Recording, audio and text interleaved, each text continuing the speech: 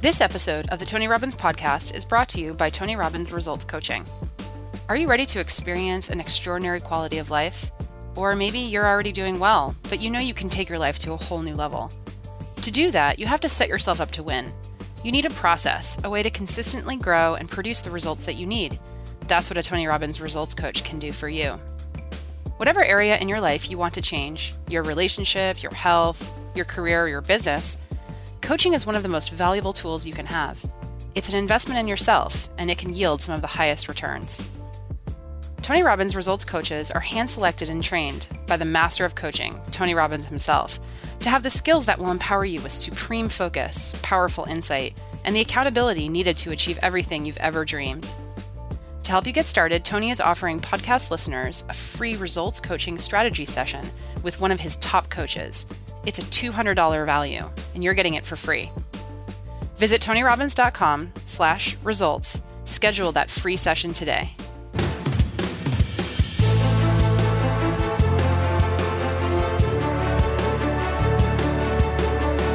Hey guys, welcome to the Tony Robbins podcast. It's Anna, editorial director for Robbins Research International. What if I asked you how you define an extraordinary life? The answer to that question is going to be different for every single one of you, because we all value different things. We all have a different perspective on what is most meaningful to us. But regardless of what your answer might be, if you want to create that magnificent life, then you must master two skills: the science of achievement and the art of fulfillment. In this special episode, we're bringing you to the James Altucher Show. James is an entrepreneur, investor, and author. He started and operated more than 20 companies, and he's also run venture capital funds, hedge funds, and angel funds, and he currently sits on the boards of a number of companies. His podcast, The James Altucher Show, is consistently ranked one of the top business podcasts in iTunes. Tony recently stopped by to talk about what it really means to take what you envision and make it real. They discuss the science of wealth building and the tactical investment strategies you can implement to create financial abundance. They also uncover the most efficient ways to achieve professional success. And they talk about why it's so critical to find your why when you make any decision in life, especially when it comes to how you're going to live. Because there's no worse fate than to achieve everything you've ever wanted, but not be happy. So what does fulfillment look like to you? How can you start living life on your terms? That's exactly what this episode will get you focused on. We hope you enjoy this special episode with James and Tony. First off, hello, Tony Robbins, and happy birthday. Thanks, James. Why are you doing this on your birthday? Well, because the book came out on my birthday. It wasn't the plan, but it did. So I want to feed another 100 million people this year. I've fed 200 million people the last 2 years, and I'm donating 100% of the value of this book, all the royalties to this book, to feed people again. So it should, we sold 1 million copies in hardback the last time, so I think we'll sell 1 million. There'll be 50 million meals. And then I'm adding another 50 million of my additional money to feed the 100 million people. We're going to feed 1 billion people over the next 7 years. So by the way, I want to talk about that, and I admire that a lot. Any proceeds I get on ads from this particular podcast are all going to your feed. Oh, that's families. So I'll match you. Whatever you do, I'll match you. All right, good. So I'm telling my producers filming you saying that, so you can't lie. No worries. So Tony, just a couple of questions. I know your birthday today's February 28th when we're videotaping this.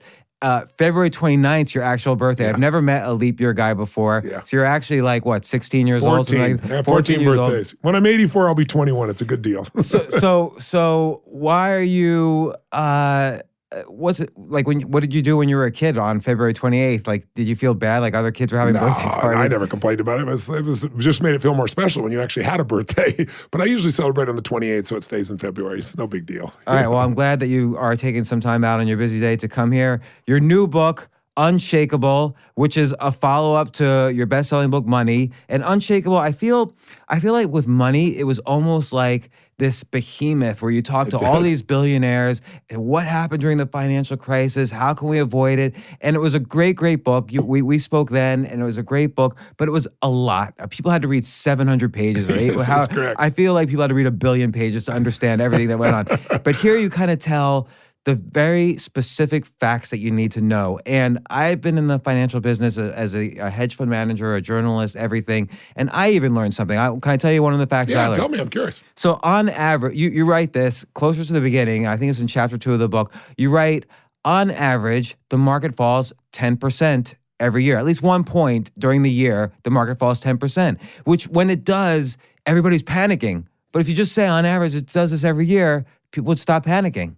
Yeah, and it's like you're not surprised when winter comes, so why would you be surprised? Financial winter comes every single year since 1900. 116 years, we've averaged one, and it's a minimum of 10%.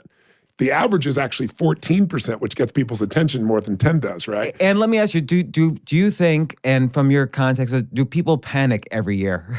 Well, you look at you know better than I do. You've been in the hedge fund business. Every year. Yes, most people panic every year. And what I want to do, this whole reason I wrote this book is we're in the 8th year of our bull market, as you know now, right? And it's the second largest bull market in history.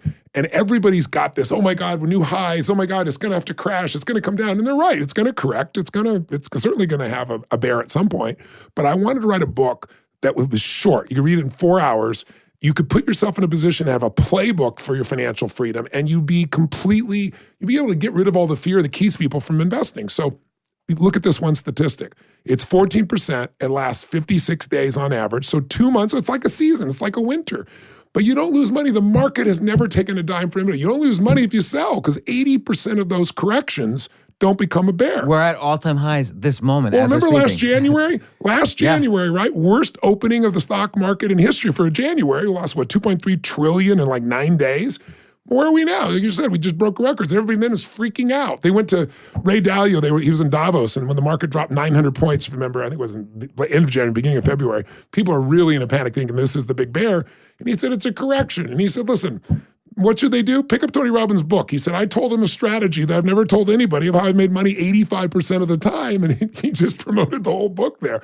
But what I want people to know is, if it happens every year, and the corrections don't become bears 80% of the time, you lose money when you sell. Let's talk about the bear for a second. Bear comes every 5 years. We've gone 8 without one, so one's coming. I don't know when. No one really knows when. But you want to be prepared so you can not only protect yourself, but take advantage. Because I don't think most millennials realize that with all that debt they're carrying, they've got enough time that the greatest time in their life will be the next crash if they're prepared for it, if they're not fearful. Or a baby boomer who started too late.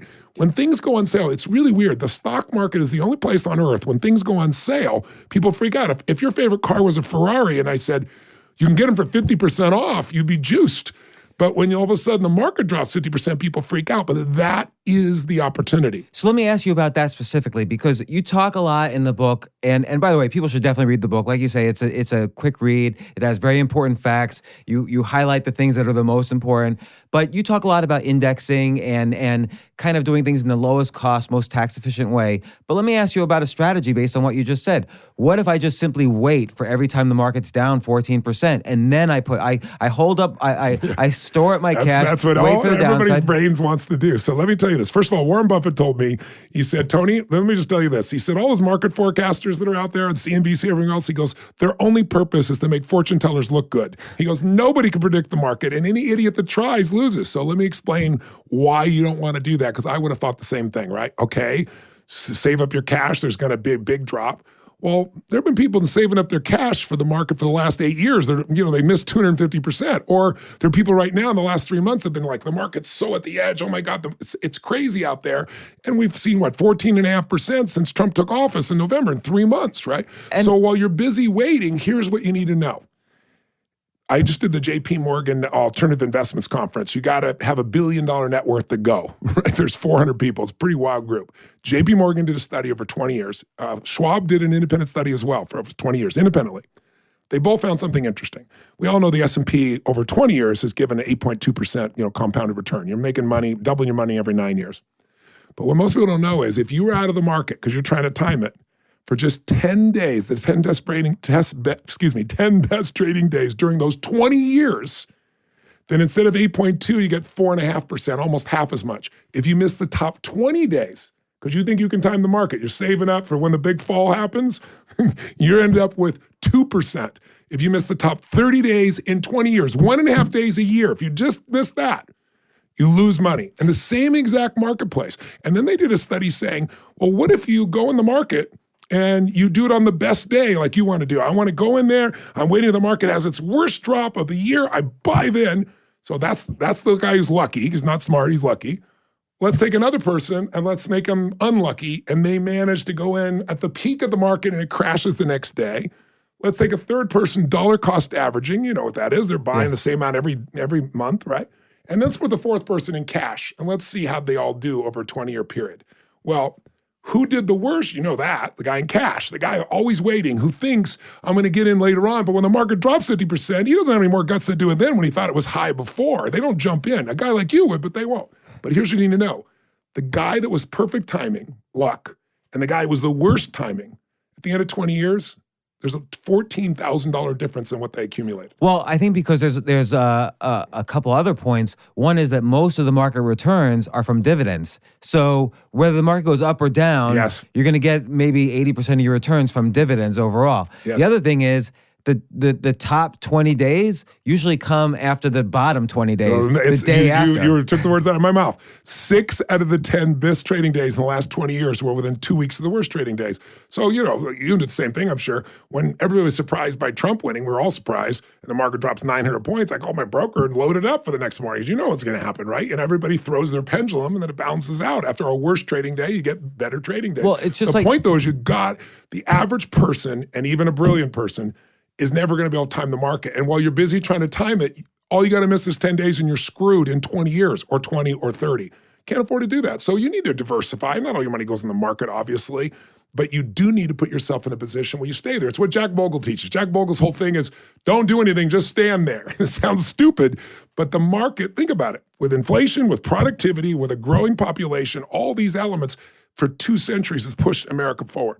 We're going to continue to move forward. Right, we're going to continue to move forward. I always tell people this, regardless of politics. Like everyone right now is divided in half, but meantime, we're building like robots that are flying around delivering Amazon packages. It's crazy, like isn't it? the world's an amazing place. That's what you really invest in. You don't invest in the president. You invest in like this amazing generations of technology that just keep happening. That makes us more and more productive, makes us leaders in the world. I just last weekend was with President Clinton, who I've known for about 30 years. And about 2 months ago, I was with George W. Bush. And, I asked them both, obviously, about the current situation. And they both gave me interesting answers. But George W. Bush gave me a really interesting answer. He's never attacked President Obama. He said, look, I'm no longer the president. He's our president. He's my president, too, and we need to support him. I've always respected him for that. But I said, privately, tell me what you think. And he said, well, obviously, I wanted my brother to win. He goes, and he didn't. He goes, but this stuff that the world's over, he said, let me tell you what my view is. He said, I remember when Nixon was impeached, and I thought this man destroyed the American democracy. He destroyed the presidency. He destroyed a reputation. He said, I was wrong. He said, you know what I discovered by being president? The office is far bigger than the occupant. That doesn't matter what we do. We have 3 branches of government, and this system is not perfect, but it's the best thing out there. Whoever's there can screw up. They can do good things. They can do bad things.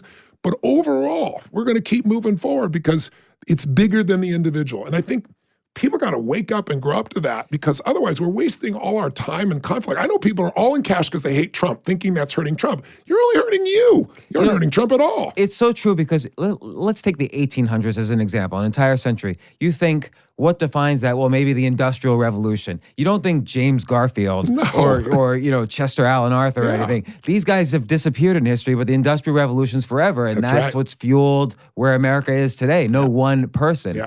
So let me ask you this. I mean, part of what's so great about your book is that information helps reduce fear. And I feel what you're about in general is helping people reduce fear, not so that they could become financially wealthy, but so that they could kind of set the stage for happiness in their life. They could be financially secure, stable, free, whatever they want. But ultimately, unshakability is where fear no longer controls you. I mean, it's like, what would it feel like for your listeners if they could really, truly, no bullshit, no exaggeration, no hyperbole, live in a world where it doesn't matter what happens to the economy, it doesn't matter where the real estate market or stock market goes, they know they're unshakable. They know I'm going to do fine. I'm going to take advantage of the opportunities when it's a challenge. And when it goes up, I'll take advantage of that too. It's a different world for people. So I want to give them that psychologically, because that's real wealth. Because you and I both know billionaires that are stressed all the time. Oh, What I have a story. Tell me. I was at kind of a breakfast club and overhearing one billionaire talking to 100 millionaire. And the billionaire, who was about 50, 60 years old, he's had hundreds of thousands of employees, he's worth maybe 2 or 3 billion. He said, I can't believe this goddamn guy, Larry Page, is worth 18 billion and I'm only worth 2 billion. Like he was angry the entire breakfast about Larry Page being worth 18 billion when he was only worth 2 billion. Well, you know what's so interesting?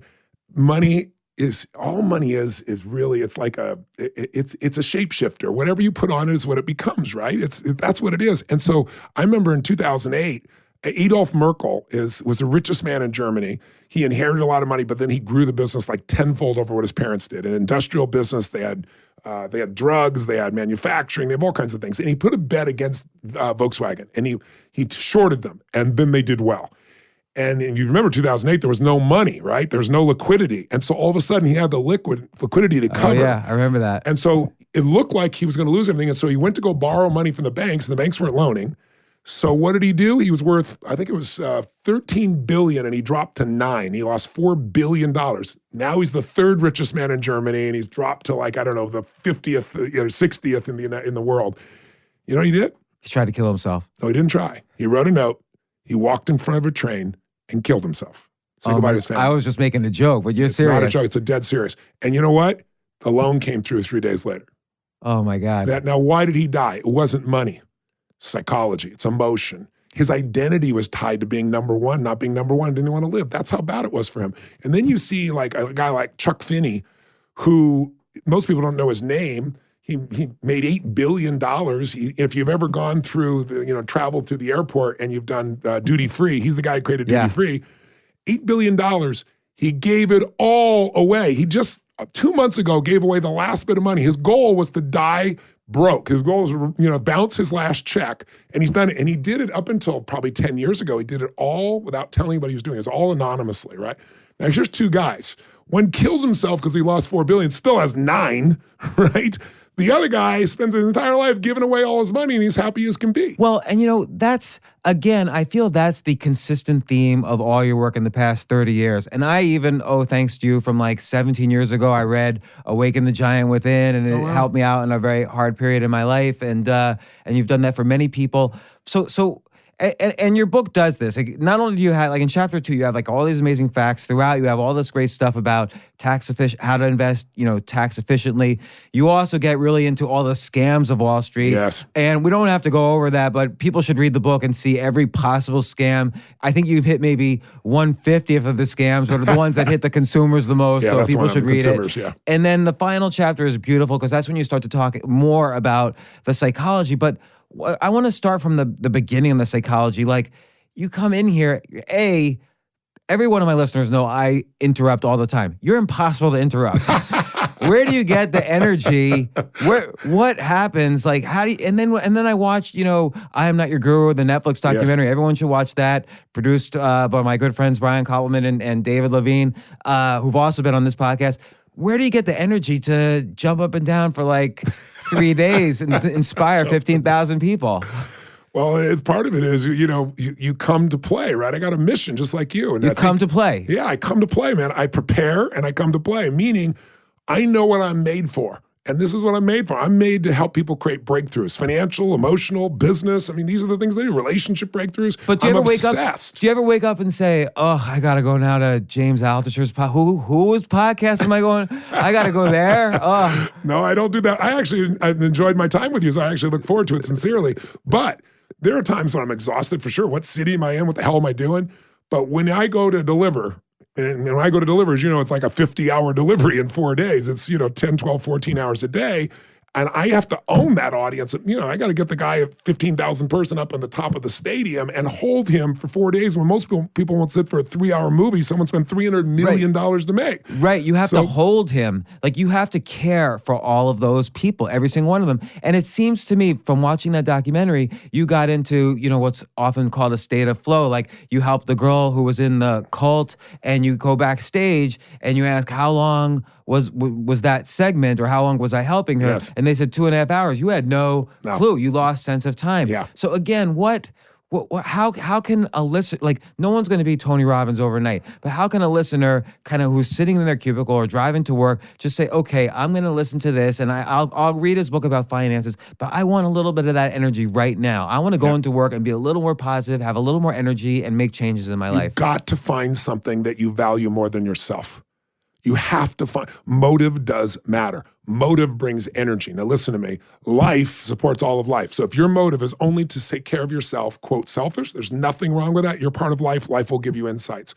But if your motive is to support your family, then all of a sudden, I remember when all of a sudden I had 4 kids instantly. You know, I was 24 and I married a woman 13 years my senior. So I had an 11-year-old, a 5-year-old, a 17-year-old when I was 24, and then a child on the way. I got different insights because life supports what supports more life. Now I'm supporting more. When I want to support the community, different. If you really want to support humanity, it isn't bullshit, it isn't positioning, you know what's true in your heart.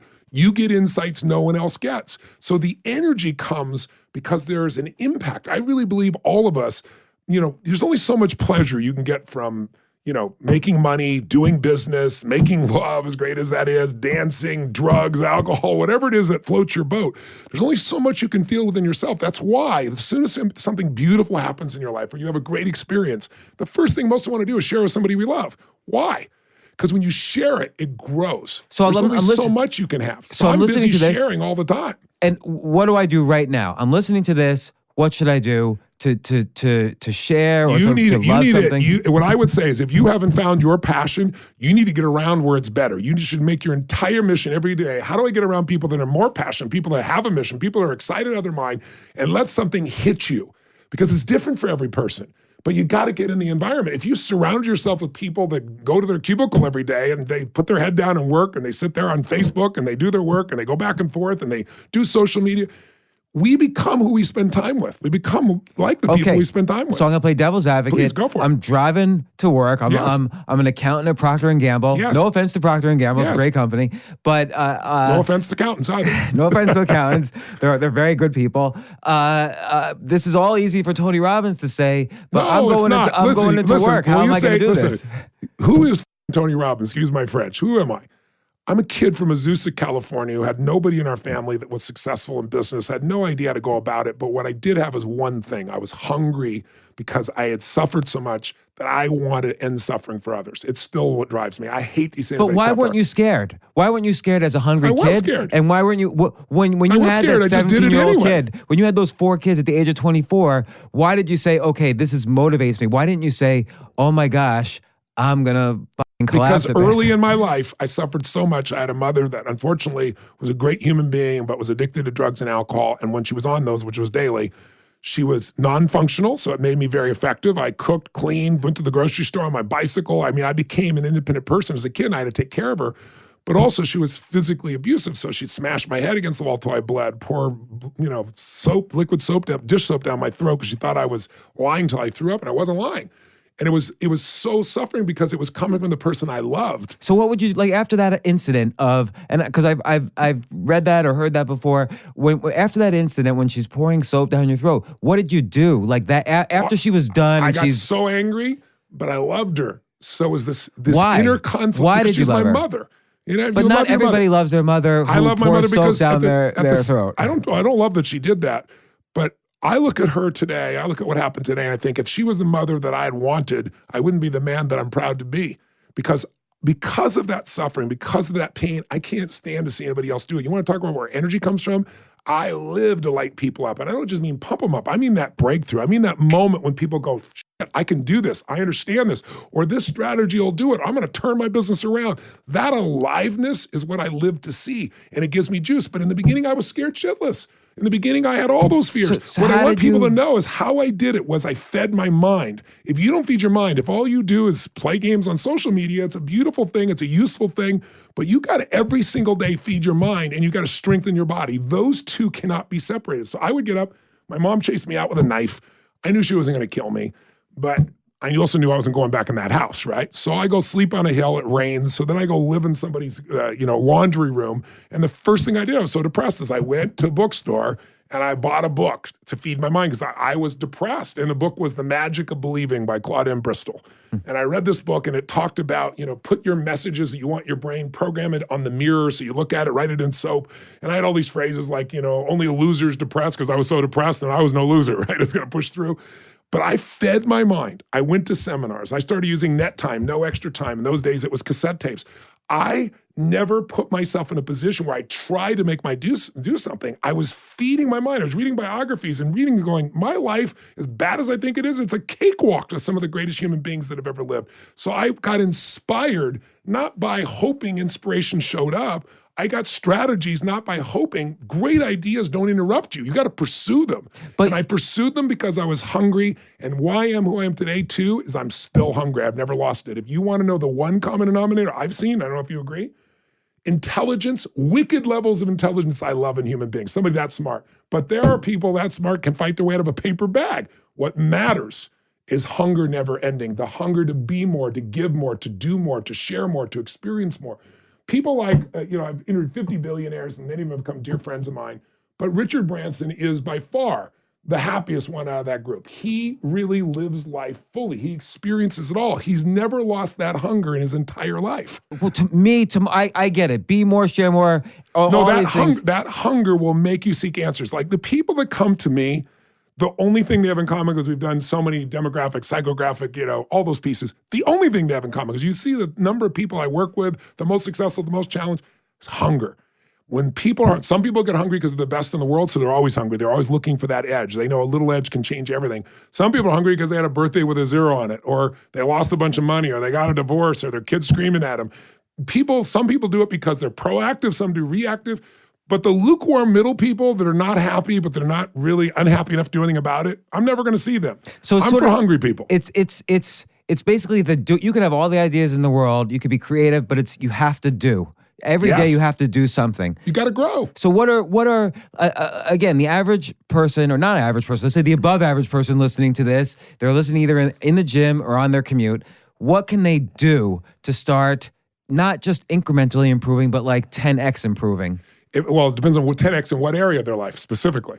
I don't know. Everybody's different, right? So some people want to do career. Some people want to be more creative. Some people want to find what their passion is and be around a better group of people. What action should they take? Modeling is what's made my life work. Modeling is the idea that success leaves clues. You look great on a runway, so Yes, thank you so much. That kind of modeling. No, success leaves clues, meaning, my original teacher, Jim Rohn, taught me that. He said, Tony, look, if someone is really successful at something, if they've lost 25 pounds, 30 pounds, and they've stayed fit for 10 or 20 years, they're not lucky. If you see a couple that have been together and they're not just hanging out, they're passionate for each other 20, 30 years later, they're doing something different than other people. They're not just like, everyone wants to say they're lucky. There's something different. So he trained me to look for what those differences are, the difference that makes the difference in results. So the difference makes the difference in fulfillment. So what you want to do is find a role model. Whatever you want to change, you want to lose weight, you want to get the perfect woman in your life, you want to make a ton of money. So the same reason I did this book. What did I do? I went to 50 of the smartest human beings on the face of the earth financially,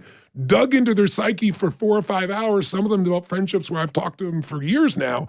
And I've been able to take that and say, instead of me learning by trial and error, let me go to the best on earth and find out what took them 20 years to learn and compress decades into days. That is the number one piece. So once you know the model, then it's about massive action, and it's about constantly changing your approach. Because, you take massive action, it doesn't work. So what do? You try something else, it doesn't work. You iterate till you figure out what works. What does massive action mean here?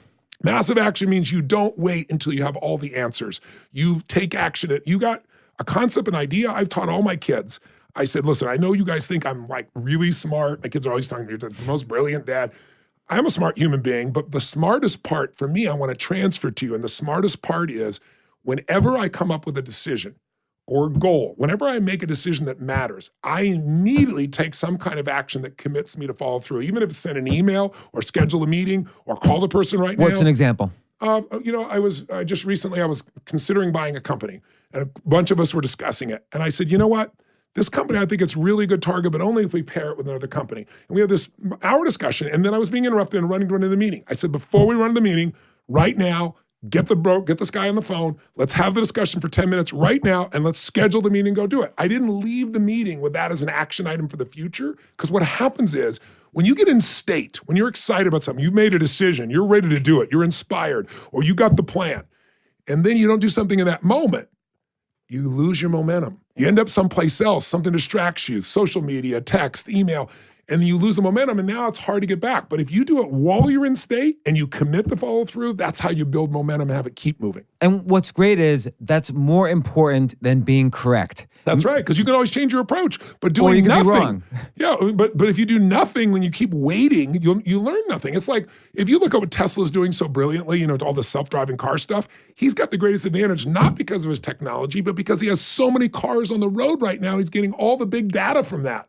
So every time somebody drives, it's retraining the entire system. The whole system learns what to do so he can do a better job than anybody else out there. You really just need to put yourself in the position so that you've got enough exposure to things that excite you, that you find your triggers, figure out your role model, take massive action, come up with a plan. If it doesn't work, change it. And then you got to just make sure that behind it all, there's an emotional purpose that'll keep you going and keep you hungry. Something more than yourself. Because you and I, as human beings, we only do so much for ourselves. It's not that hard to get yourself to feel comfortable. What I'm interested in is people that aren't comfortable. I'm interested in people that want to create. I'm interested in creators, disruptors, people that won't settle for less than they can do, be or share or create. Do you ever feel that you're not being as creative as you could be because you've created a business model now that has worked for you for decades, Yes. And you've built it up. You've built up a huge business. How do you ignite creativity in your own life right now? How do you do something different? Because every time somebody stands up, there's something different. So I'm always challenged. You never know what someone's going to say. They're suicidal. They made $500 million on their board. It's just the craziest shit. They hate Donald Trump, and so their life is over. People can do the most amazing things with their minds. But for me, part of it is business. I have 31 companies now in 7 different industries. So I got everything from Next VR, where we have the exclusive for virtual reality for the NBA and for Live Nation, to stem cell business, to a resort in Fiji, to educational businesses. So I've got 1,200 employees on 4 continents in 7 radically different industries, $5 billion in sales. What are the chances of me being bored? It's like all I gotta do is be near my phone and something's gonna be triggering me in a heartbeat. And to some extent, that's the essence of diversification too. It is. You don't just diversify, I'm gonna invest in like 5 different stocks and then go to my job in the cubicle. You have to diversify your life in many ways. Yes. And again, you've spent decades doing it. Some people don't know how to do it. What a lot of people say, well, I have a 10-hour job. Let's you and I get rid of this whole how thing just for a second. Okay. No more how. No. Just let me just try this with you. How is not as important as why or what, right? The way you create, if you have to ask yourself, how am I going to do it? Most people won't do it for the very reason you say, I don't know how. I don't know how to do any of this shit. What I did is I decided what. That's what a leader does. What am I going to do? What's the result I'm going to produce? And more importantly, why? Because reasons come first and answers come second. If you get a big enough why, you can figure out how to do anything. The problem with your viewers that say, I don't know how, is they keep focusing on how. You can figure out the how if you got a strong enough what and why. What and why unleashes the psyche. But I feel like how brings in the mind, and then the mind brings in fear. And you got to remember that brain, that 2 million-year-old brain, is always looking to protect you from being hurt. It's trying to make sure you don't fail. It's survival software. And that one will get you in your head. Get in your head, you're dead. Listen, I'm a strategist. I love the how. But the how must come after the what and why are so powerful that there's a million ways how to do something. And one of the ways you learned in the past won't work today anyway. We want to stay on our toes. Well, like you said, though, the brain is set up not only, for survival. That's our main function. It doesn't care about our happiness. It doesn't care about anything else. Your job is to make yourself happy. Right. The brain's not going to do it. So after like 10, 20, 30, 40 years, not knowing why becomes a habit. Because That's true. So how do you start to build the habit of why? Most people don't know why. Most people don't know how to think about why. I actually, in order to build all these companies and do what I did in the early days when I was like, 22, I was overwhelmed, right? I had like 2 companies, and it's like trying to do the seminar. How am I going to do all this stuff? So I took a time management course, and all the priorities and everything else. And it was pretty clear that lasted about a week because there was always more to do than I could possibly do in a day. And I changed my philosophy, and I teach all my companies and all my executives to do what I call RPM. RPM is 3 questions to ask. There's a physical system to it, but it's the thinking that's more important. And the questions are, well, I'll give it to you as an example. President Clinton called me. It's a funny example because I just saw him. Okay, why does President Clinton call you? Just like to hang out? Or he's like, yeah, Tony, hey, how's it going? This particular time was years ago. I was 31, 32 years old. I'm 56 now. So it's been 20, 25 years. But he called me up and said, they're going to impeach me in the morning. What should I do? I'm like, are you kidding me?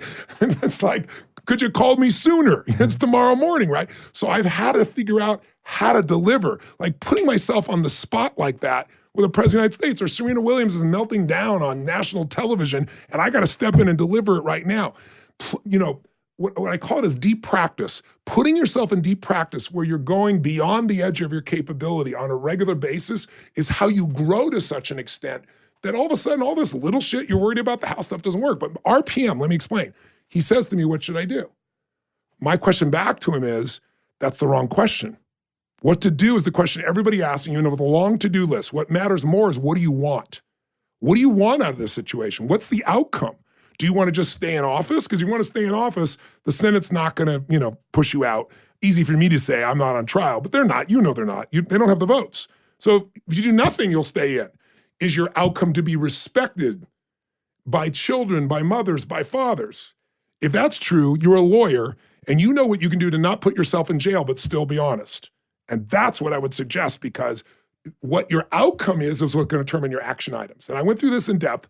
In the end, he said, damn, you're so right. You're so right. He says, I got to see this as not what to do. I got to think it's, what do I want? Why do I want it? Because the second one, the R is what's the result? What are you after? The outcome. The P is what's your purpose? Why? And then you have the M, which is the map, the massive action plan. And I have people make a list of everything they could do, and then you highlight the 20% that produces 80% of the results. So wait, what's the difference again between result and purpose? I just want to make sure I understand. What do you want? What's the specific target? Clarity is power. The purpose is, why do you want it? What's the juice in it? Are you doing this for your mother, yourself? Are you looking to transform your body? Are you looking at this because it gives you juice to connect to God? What is it that's going to move you? Because I remember when I was a kid, I was like 22, 23 years old, and I moved in the castle. I thought the greatest life. And then I started getting so overwhelmed, because in those days there was no internet. That's how old I am. But I get this list of calls, and I'd have like 125 calls because I've been gone for the week. 125 phone calls? Are you kidding me? I just burnt myself out. I've been on stage 50 hours, and I'd be so stressed. And then I looked down, I remember one day, and I said, let me ask a different question, not why do I have to do all this? What do I want with each of these people? And why do I want it? And then I looked at the list, and on the list I had, a couple billionaires. I had people that maybe 5 years before I would have died to get one phone call from, and now I'm bitching about it, right? So I learned to train myself to chunk things. Instead of seeing it as 125 calls, I went, all these relate to this target, this business, all these. And so I take 125 and it becomes 4 chunks. And your brain chunks things so much easier when you group them than when you make them one little thing at a time. So when I knew what I wanted and why I wanted it, now I was inspired to make these phone calls. How to make the call. Are you kidding me? What to say, how to do it. You and I, everybody knows how to do that. You can figure that out in 2 seconds. I was missing the what and the why. And if you train yourself, what do I want? Why do I want it? And then what's the best way to get there? And just make a list of every possibility. You're not going to do them all. And then which of those matter? Which of those are likely to get you there? It allows you to shrink the world to where you're focused on the outcomes instead of focused on the activity. Most people mistake movement for achievement, man. And so they're busy all the time. What I really want is fulfillment for people. And to be fulfilled, you got to consciously decide what you want and why you want it. So for you, when you had this, it's so easy to take the why, or to take bad situations in life and say, well, I guess this wasn't for me, or I guess I'm not good enough, or I guess my mother was not good enough. I'm not like coming from some rich, family. There's a negative way to relieve stress, and you kind of made it a habit to go a positive way of relieving stress. But the reason, because I have a mission beyond myself. If it's just to take care of me, what would I do? So what's an example like today or yesterday or the day before where you had to like switch your brain to remind yourself of that mission? I don't. Not at this stage. It's like an athlete, right? I've built my muscles so strongly. I work them out every day. So now when I need them, they exercise. I don't negotiate with my mind. I think I wake up every morning. The first thing I do is, if I'm in my home in Sun Valley, I jump in a freezing river. If I'm in one of my other homes, I have a cold plunge at 56 degrees. Why do I do that? It's great for your health, moves your lymph, phenomenal way. but I really do it for one other reason, to train my brain. When I say we're doing something, there's no negotiation with myself. I don't sit there and go, well, I like to do it. We do it, and it's a habit, and I've done it for so many years. I don't feel like getting that frickin' cold water and everything else, but I always am glad that I did it afterwards. So I've done it so often that I'm wired. Just like at the end of the book where I was explaining to people that money won't do it for you, you gotta take control of your mind. Because most of us, we're the only creatures again on the planet that can make ourselves depressed or angry or excited or feeling loving or adventurous by the thought we think. We can change a thought and change our biochemistry. Or we can let our biochemistry create our thoughts. And it's just like you said too. It doesn't like the same two people one could have more money, but commit suicide. The other could still be worth $2 billion, be angry, and yet Richard Branson is probably happiest guy around. One of the happiest guys because he's committed to not suffering. He's committed to having a good time every day, which is the number one mission of this book in the end. First, it's make sure that people are financially set them up for freedom. But second, don't wait for that freedom. Learn how to let go of what is making you so stressed. Because how many people you and I know, what's the number one thing you hear from achievers? Like, I'm so stressed. I don't know time. And it's like a habit, right? It's like a badge. It is a habit. It's a badge of courage. And it's an excuse. It's an excuse, but it's also so that you'll know that I'm successful. Screw you. That's not successful, being stressed out all the time. Who wants to suffer? You want to suffer to prove that you worked hard? I tell people life is too short to suffer. And you and I would never consider suffering what we do. 2 years ago, I was with a friend of mine in India, and he said, Tony, you talk about the secret to life as a peak state. In a peak state, your mind operates at a different level. In a peak state, you interact with people in a different way. I also call it high, energy rich versus energy poor. Those are the two extremes. He goes, what if you called those energy rich states, high energy states, peak states, like beautiful states? I said, okay. And he said, what if you take the painful states, the low energy states, the problem states, and you call them suffering? I said, I don't suffer. And he goes, I know you don't, but let's talk about it. So we talked about it for a while, and I said, okay, beautiful states would not just be happy then, it would be playful, it'd be fun, it'd be creative, it'd be driven, it'd be hungry, it'd be so many different emotions that fit high energy like that. And when you're in those states, you do the right thing. What are suffering states? Then I started thinking of it differently. I don't suffer, but I do get stressed. I don't suffer, but I do get pissed off. I don't suffer, but I get frustrated. In fact, I realized how cheap my happiness was because all I had to do was have my phone nearby, and I was unhappy because with 1,200 employees, what are the chances somebody's effing up right now something? Effing up meaning doing something different than I think they should. And all I had to do was be connected to this, and I could lose my happiness in a heartbeat. So what I learned to do— It's funny how that's like an unhappiness machine. Well, it can be a happiness machine too, as you well know, but with that many employees, that many moving parts, it's only a matter of time before somebody's going to do something different than I expect. So I tell people, if your happiness requires other people to behave the way you want them to behave, what are the chances that you're going to stay happy in your life? You have to limit yourself to a small number of humans who you can control, which is not love, or you're going to always be stressed out. But if you're going to be happy by you doing the right thing every moment, none of us even individually does the right thing every moment. So what I've learned to do is say the most important decision in life, I believe today, is to decide to live in a beautiful state every day, no matter what. Because in a beautiful state, you will connect with people in a completely different place. In a beautiful state, your spouse will feel loved. In a beautiful state, you're going to have your immune system functioning in a different place. In a beautiful state, you'll solve problems much quicker. So again, I think that's a habit. You don't. It is an absolute habit. I think like when you notice yourself in a suffering state, you have to consciously decide what's going to get you into a beautiful state. I have a 90-second rule. My 90-second, it should have been a 4-day rule in the beginning, maybe a 4-hour rule, because I'd get hooked, right? My brain would get hijacked and I'd be pissed off or frustrated. But then I eventually got it down to 90 seconds. And when you do it enough times, it's like a muscle. I have been the happiest in the last 2 years, not because my life has been better. This last year, I had mercury poisoning at an extreme, like on a 0 to 5 scale, 123. Whoa, were you eating too much sushi? Fish, exactly right. Really? It was tuna and it was swordfish. They're 75-year fish and they have 1,000 times more mercury in them, and no one tells you that, right? So it was really dangerous. I tore my rotator cuffs, snowboarding. I got spinal stenosis. They told me I'll never be the same. And I had the best year of my life. How?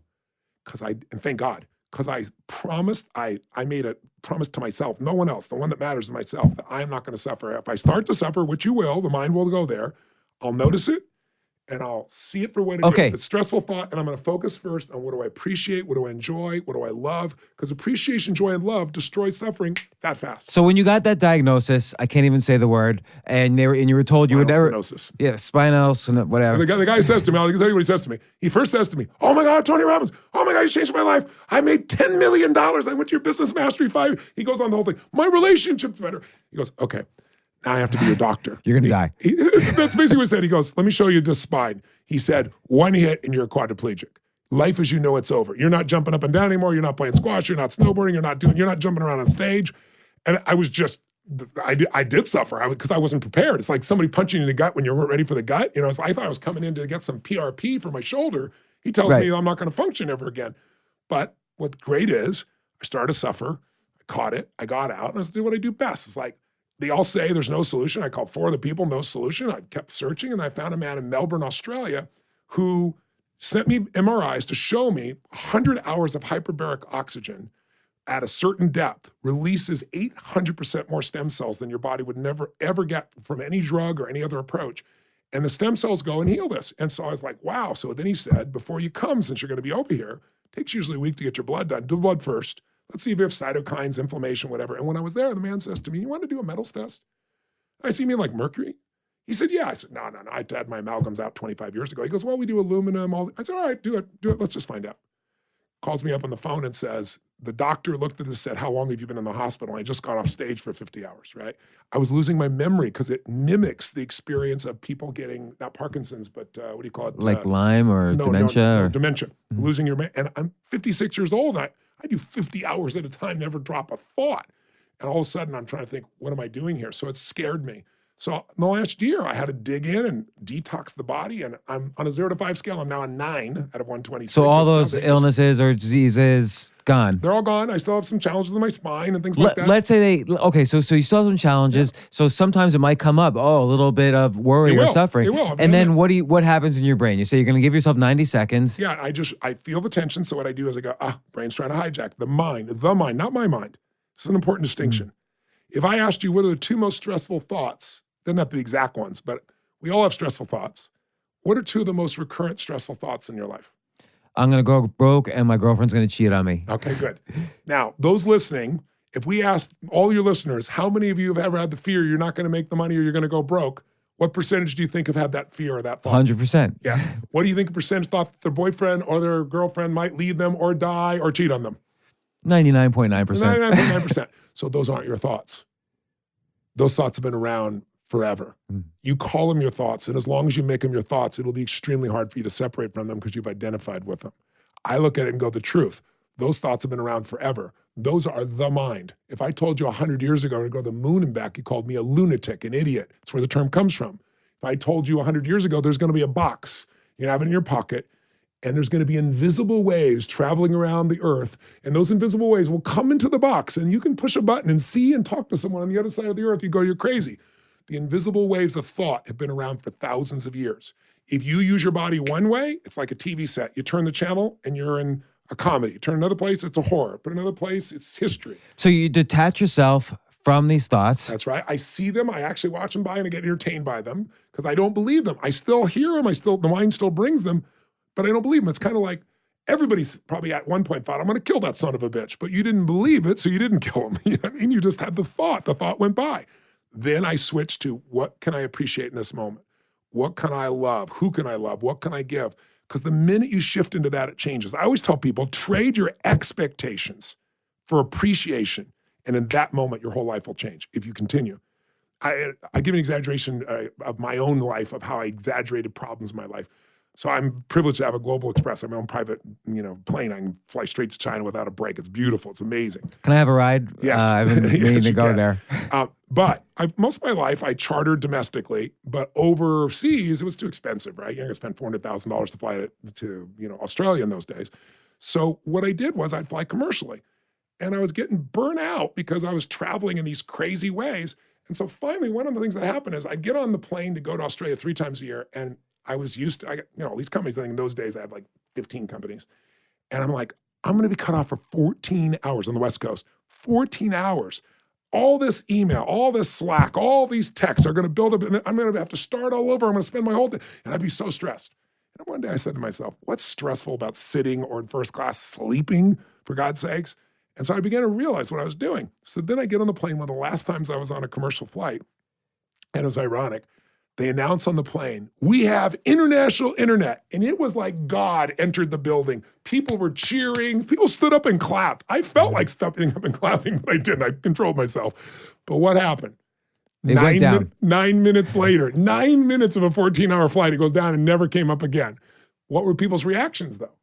This is bullshit. I shouldn't even fly with this company. This is the dumbest thing ever. People were yelling, complaining. 9 minutes earlier, it was a miracle. They didn't even know it existed. No, it was a miracle that it happened. 9 minutes later, it's an expectation. That's what's happened to us in our world today. So if you let go of the expectations and you focus on appreciating, it's like I tell people, billionaires are a dime a dozen. There's a new billionaire in the United States every 6 days. There's a new billionaire in China every 5 days. You want to know what's much more unique than a billionaire? A person who lives in a beautiful state every single day, even when it rains on their parade, even when they don't get what they want, even when injustice comes. That individual has a different life. That individual is rich. I asked Sir John Templeton, what's the key to wealth? And he smiled, and he said, Tony, we're friends for years. I interviewed him in 2008 before he passed, and I'd interviewed him many times for that. And he said, Tony, I'll tell you what it is. He said, it's what you teach. I said, well, I teach a lot of things. Which thing? And he came back and said, it's gratitude. He goes, if you have $1 billion and you're not grateful, your emotions are pissed off and frustrated, that's your life. If you have no money, but you're truly grateful, you're rich as can be. And I just think that's the missing ingredient for most people. So this book I feel like shows you what to do. I feel like people know that to some extent. Intellectually. Intellectually. They don't have the habit of it. They don't have the habit, They've and that's the never made problem. the decision that says no more. So it's let's like not if you say want the to how. take the island, you burn the boats. But decision comes from incision in Latin, which is to cut off from. Most people's idea of decision is stating what they'd like to have happen. And if it doesn't work out, they give up. A real decision is like, this is happening. There is no other choice. I burnt my boats. I am taking this island. That's the kind of thing you have to do with suffering. Otherwise, it'll keep coming up because, it's the nature of the mind. And if you don't kill it when it's small, I always tell people, kill the monster while it's little. Don't wait till it's Godzilla taking your life and your city. I think it's also related to the why. Like why, coming up with the why to have gratitude. So like, I have children, so it's important for me to be in a beautiful state for their sake. Or your wife or yourself. Right. It's like, once you do it for a period of time, it's like I'm trying to describe to people what a rose smells like who've not smelled a rose yet. You think you have. But once you experience it, it's addictive because there's so much freedom. What do most people want from money? Freedom. They want to have certainty. They want stability. They want, to be able to do what they want the way they want it. Most people have lots of money, don't have that level of freedom. So they have it financially, but they don't have it psychologically. Right. So people emotionally. think you can't have freedom without money. And that's a common misconception. I hear that from everybody. You need money. If you want freedom, you need money first, which is completely wrong. Bullshit. Has nothing to do with, all studies in positive psychology show it has nothing to do with anything. But what for you is freedom? Now, I get it. Gratitude, being in a beautiful state, and that will. Freedom is meaning.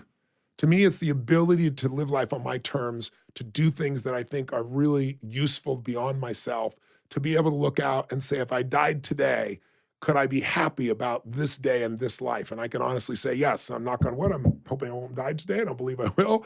But it's an amazing feeling to live that way. But you can't live that way if you're in your head. Okay, well, I like to do that exercise of if I die today. I wake up hoping I'm going to die today. Oh, because then I do think that everything's going to, it's not the cliche, live life as if you're going to die today, and then everyone goes out and parties. Yeah. Like you really notice everything around you and treat everyone with appreciate and respect. So like, what if you died today? What do you appreciate in your life right now? Oh my God. My wife is the number one thing in my life, my children. The fact that I've had the privilege to live in a time in history where I was able to travel to 100 countries and be involved with, 60, 70 million people over 40 years. And I've played a role in enhancing their life. And I know that not because I think I have, because I'm stopped every day of my life by a dozen or 2 dozen people telling me the most amazing stories. I lost 75 pounds. I got my kid off cocaine. I built a $200 million company. I mean, it's It is, other than my wife and children, is the most incredible thing in my life. So where do I get my energy? Every single day, I'm being reinforced for the work that I've done for 40 years. And you let it reinforce you. You don't just say, take it in. you don't let's see all these emails pile up with thank yous and say, oh, I got to respond to all of them. You let it give you power and energy. It's my birthday today. There's more messages on here than I can respond to, but I'll still respond to all these messages the next couple of days, but I'll read them all. I don't go, shit, well, it's my birthday. It's so nice everybody wrote me. I cherish and take them in. I think about each person. I think about what they've done. Because if you don't take the time to feel that sense of fulfillment, then all you do is more and more achieving. And how many friends do you have? I have. They're ultimate achievers, and they're divorced. They're fat. You know, they got plenty of money. They got great businesses. They're pissed off over little things. Is that really how you want to live? And then other people see them and go, I don't want to be that. It had nothing to do with the money. Money, again, makes you more of who you are. If you're mean, you have more to be mean with. If you're giving, you have more to give with. It doesn't change people. It magnifies people's true nature. And I think the modeling that you talk about is a real good way to bridge between where you are if you're not where you want to be, exactly, and where someone else is who you admire. Maybe yes, model some aspects of Richard Branson, some aspects of you, some aspects of whoever. Yes, yourself, James. So it maybe not too many people should do that. But I do want to again tell people Unshakable, the newest book by Tony Robbins. I think this really dives down not only into what's happening financially in your life, but it really, for me, reduced my own fear. And I know the financial world inside and out. That makes me really happy. And so it's a fascinating book. Particularly also not only the financial stuff, but the final chapter where you talk about the beautiful versus the suffering. Yes. That's the first time I've heard you talk about that in writing. So it was great. And I really appreciate you spending the time on your birthday. But I still want to know, and I asked this, I don't know if you remember, I asked this to you 2 years ago when you were on my podcast. Why did Bill Clinton call the 31-year-old Tony Robbins? Because he first called me at Christmas, right after he was reelected. Remember, he was elected almost on the landslide kind of approach. And then all of a sudden, if you remember, people might not be old enough to remember, but the Republicans took over like they are now. They were in both houses for the first time. And he was considered a weak president who couldn't accomplish anything. And I was at Christmas at Peter Guber's house. A dear friend of mine owns the lake. He was Sony then? Yeah, he was the head of Sony then. And he says, the president's on the line. I'm like, what? So I pick up the phone. It's President Clinton. He says, Tony, he said, I've heard from 10 people now that, and if I want to solve what I'm dealing with, you're the guy to go to. And I said, well, I'm really complimented. And I said, but I want you to know. And he said, would you come to Camp David and coach me tonight? It was the night after Christmas, right? The day after Christmas. And I said, Mr. President, it'd be a privilege to serve you. I said, but I have to tell you in advance, I'm a very honest man, that if you're looking for somebody, I'm not a fan. If you're looking for somebody to tell you what you want to hear, I'm the wrong guy. And I'm not disrespectful in any way. I'm honored for the request and call and would love to serve you. But I'm a straight shooter. He goes, that's what I want. So we built this bond. And then I went to be with him. And then there were several other people that he invited to come there. And at the end of the night, he wanted me to stay. And I promised my family I would come back. It was the day after Christmas. And I said, Mr. President, it's the privilege to be with you. But I said, my family comes first. And I took off. And that built the bond because he couldn't believe everybody else stayed and I left. And so we built that. So we'd had a relationship for some period of time before the impeachment situation. So he called me at that point because I was a trusted advisor for him. But, there are many trusted advisors. I wasn't the only person he called, I'm sure. But it was amazing to get that call from him. And it's so nice. And I was just with him this last weekend. It's just so nice to see him today. I know he's been through a rough time. He's, frustrated, obviously, with the political process because he wanted his wife to win. But the work that he's done through his foundation, I remember coming down the hill. I was in Aspen with him. He was at a fundraiser. He called me up and asked me if I'd come meet him. And so I got in the car, and it was one of those surreal moments. It was wintertime. We're going down Red Mountain, if you know Aspen. It's very severe. Yeah. And it's all the president's motorcade. I'm in the back of the limousine with him. And it was right when the what do you call it? The dress had come out, right? And he was talking to me, and he says, Tony, he goes, oh, man, if I could run again, I would. And I said to him, I teasingly, I said, if I were you, I'd get out of Dodge. I was going to tease him. He goes, what the hell am I going to do with my life? I'm 51 years old or whatever he was at the time. And I remember having that conversation. I reminded him of this weekend of it. I told him this weekend, I said, Mr. President, I said, what you've done with your life after the presidency is extraordinary. I think he's had more impact outside the office, almost as much as he did inside the office. And it's beautiful to see how people can create a compelling future, how they can look at life and create such value. And it's been really fun to be one of the people that's helped to, help him along the way to come up with some of those visions. He did it all himself, but to play even a tiny role there is incredibly fulfilling. Well, that's exciting. I mean, you should write a biography. That's your next book. Someday I'm telling you, I want to buy that. Thanks so much, Tony Robbins. Thanks, James. Great to be with you, man. The Tony Robbins podcast is directed and hosted by Tony Robbins and Mary Buckheit. Annie Org is our editorial director and occasional host. The podcast is produced by Carrie Song and Tyler Culbertson. Jamie Carvajal and Adriel De La Torre are our digital editors. Special thanks to Diane Adcock for her creative review. Copyright Robbins Research International.